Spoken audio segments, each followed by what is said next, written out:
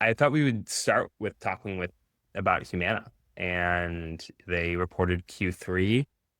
I thought, based on the sound and like or the sound of the call and what I was hearing, that it made me feel like more confident about Humana's story than I had in a while.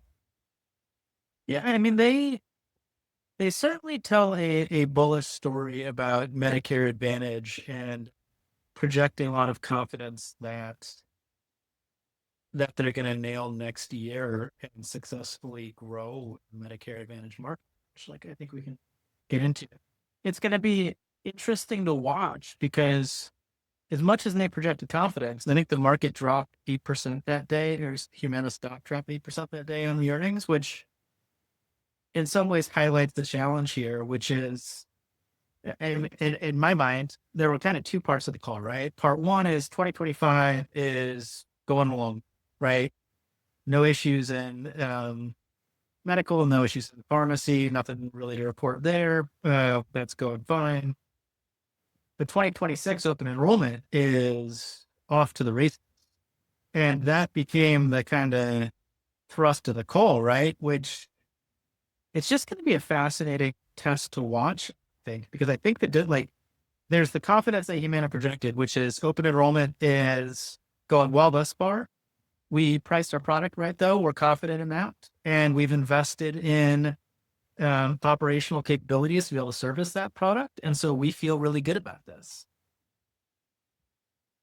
There is now years of experience on the opposite side saying, even though you're confident that you did it right, every time this happens, a plan is like, oh, we're going to grow really fast.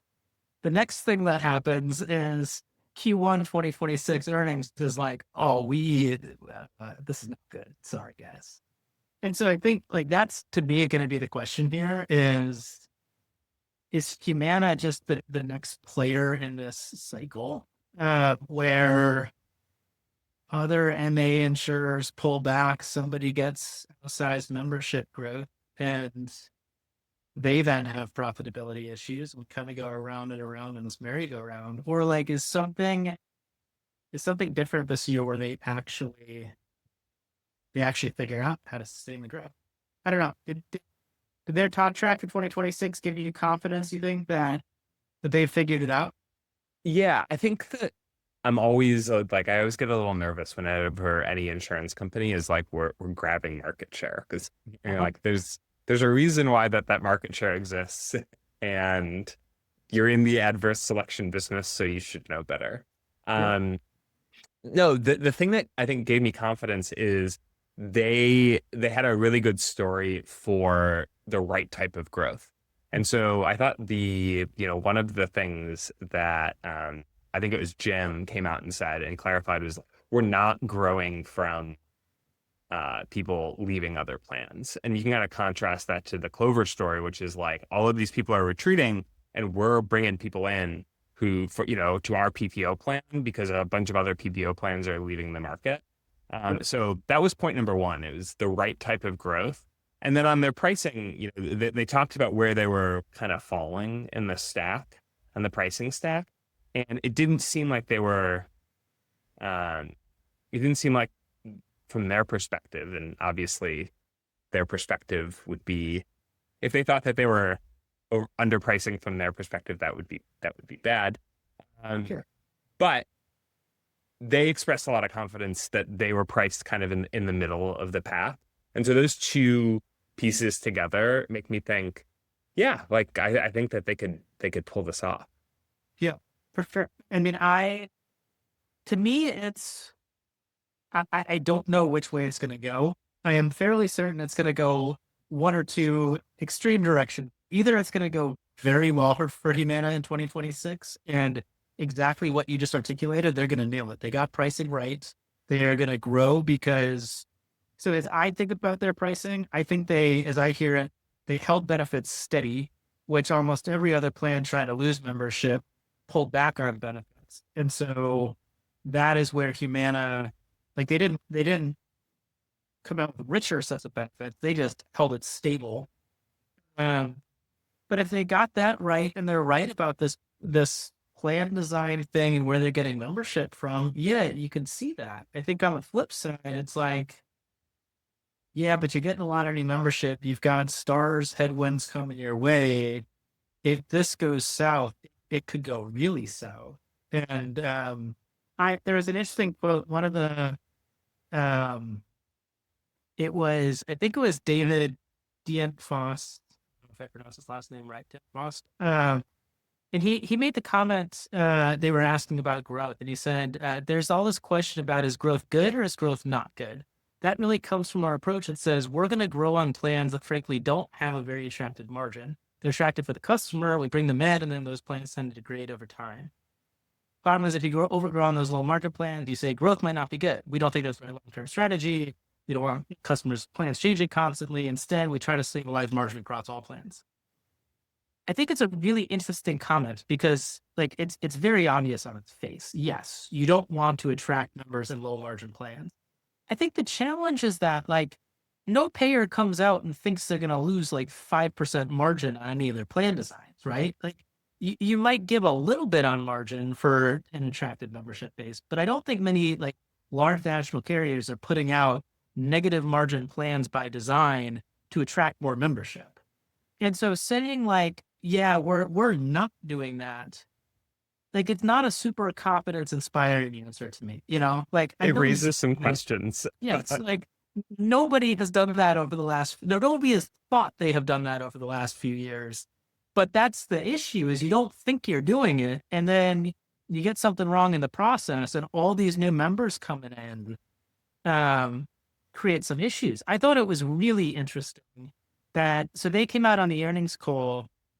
Everybody else recently has been like, so CMS came out and said they think the market's going to stay flat. When payers filed to CMS, they thought the market's going to decline slightly. And Humana is saying they think it's going to grow mid-single digits. And they're saying on top of that, that membership is coming in really hot for them, for expectations. And it's like, how much are they going to so if the market's going mid-single digits and they're coming in hot to expectations, you could imagine a world where they're growing 10% plus on their membership base. So they're pulling in high hundreds of thousands of members in 2026, which is just like, I don't know, it seems like a lot. Yeah. And again, like if they, to your earlier point, if they execute on that, they're going to be in a really good spot. And so this is where like there's a very good scenario here for Humana where this is the year that it actually turns out you can grab share and the markets turn it around. There's also a very like not great scenario for Humana where it's the same old thing and they're going to be sitting in Q1 of next year and world of hurt. That can be interesting to watch. It's going to be interesting to watch. A couple, I think, maybe a couple small things, but things that I thought were interesting from the call. So the they are acquiring the Village's Health, Mm-hmm. and they have this like Medicaid, not broad Medicaid business, but mostly focused on duals business. They talked about entering Michigan on a specific contract. As we're talking about it, it does seem like they have a lot of moving pieces. So you're doing a tucking in this acquisition of the Village's Health. You're running these dual contracts. And you're trying to stabilize your star stuff. Like that's an operational heavy lift. I mean, so the Villages is going into Centerwell, right? And so Centerwell is growing and seems like it's doing well. Yeah, I mean, they've definitely got a lot they're working on internally. I don't know that, I don't know. It doesn't seem like it's necessarily like a lot for a plan of that size per se, but yeah, it's a lot of moving pieces like any of these plans have. But yeah, that Villages acquisition, we've talked about that extensively in HTN Slack. It is interesting and unique just given how that's set up in the Chapter 11 bankruptcy and why that Villages went through that process and some risk adjustment stuff that was happening there. So it makes sense as an acquisition for me that Humana would be interested in a book of business and want that. in a Centerwell book. It makes less sense why the Village's Health just like rammed that through and seemingly wasn't interested in any other partners. Um, it is what it is. Humana's got the business.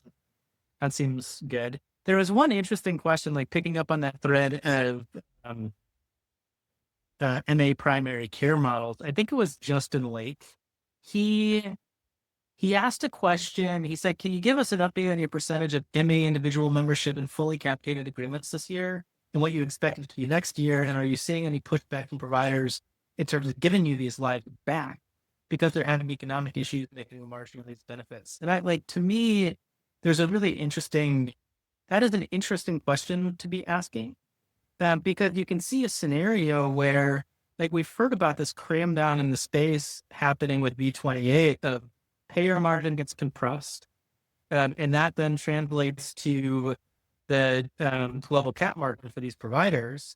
And you can imagine, like, if you and I are sitting here running a provider group that is taking 85% global cap contracts with Humana, that if they're all of a sudden unprofitable, we're going to go back to Humana and say, you either need to fix this for us so we're not losing money on it left and right, or like we need to do something about it.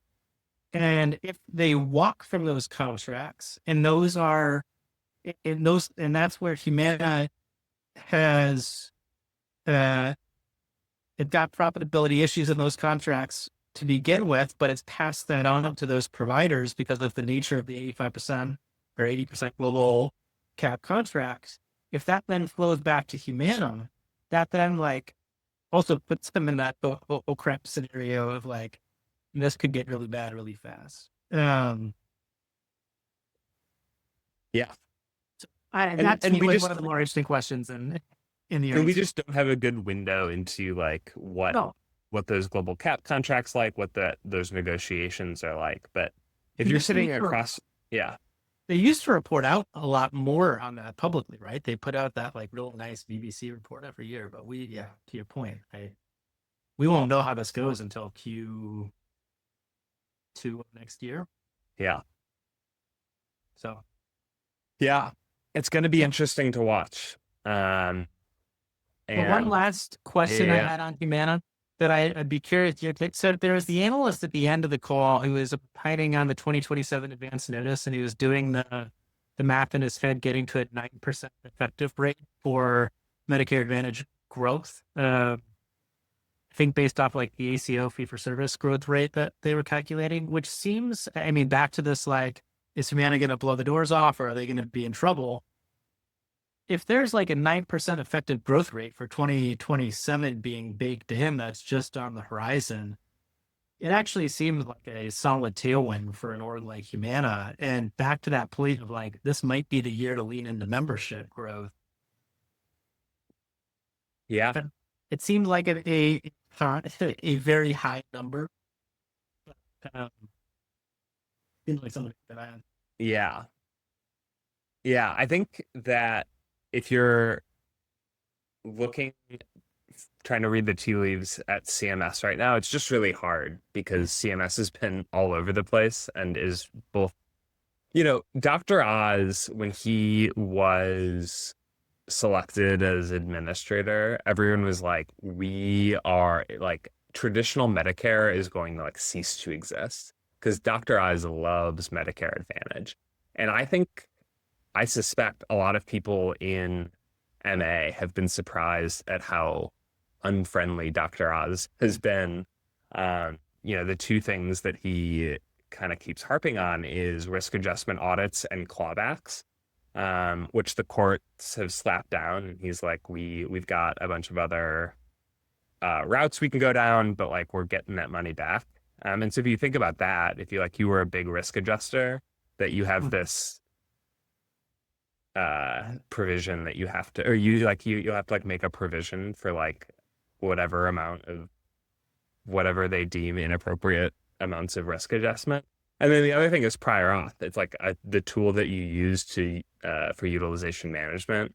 And Dr. Oz just spends all this time saying, we got to do better on prior auth. And I get it. Like people don't like having to do prior auth, but that is one of the ways that you manage utilization.